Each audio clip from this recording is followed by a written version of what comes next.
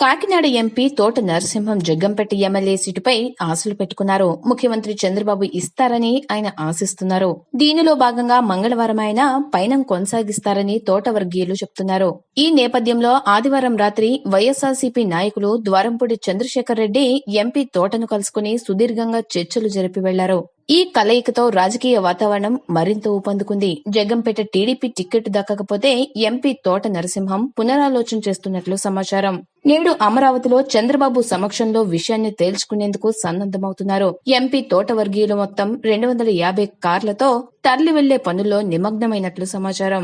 జగ్గంపేట నియోజకవర్గానికి పోటీ చేసేందుకు తాను గాని తన కుటుంబ సభ్యులు గాని సిద్ధంగా ఉన్నారని ఎంపీ తోట చెప్తుండటంతో అధిష్టాన నిర్ణయం ఎలా ఉంటుందో చూడాలి. లేని పక్షంలో ఆయన తన భవిష్యత్ ప్రణాళిక సిద్ధం చేసుకుంటున్నట్లు సమాచారం. ఈ నేపథ్యంలో ఎంపీ తోట వర్గీయులు వీరవరంలో తమ సంఘీభావాలు తెలుపుతున్నారు. కాగా కాకినాడ ఎంపీగా ఉన్న తోట నరసింహం తన అనారోగ్య కారణంగా పోటీ నుంచి వైదొలుగుతున్నానని, తన భార్య వాణికి జగ్గంపేట టికెట్ ఇవ్వాలని విజ్ఞప్తి చేస్తూ వారం క్రిందట సీఎం చంద్రబాబుని కలిశారు.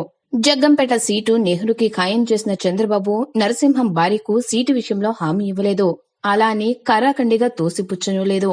జగ్గంపేట సీటు డిమాండ్ చేస్తే ఏదొక అసెంబ్లీ సీటు వస్తుందన్న అభిప్రాయంతో నరసింహం లౌక్యంగా వ్యవహరించారన్న వాదన వినిపిస్తోంది. తమ విజ్ఞప్తిని తిరస్కరిస్తే పార్టీ మారాలన్న యోచనలో నరసింహం కుటుంబం ఉంది.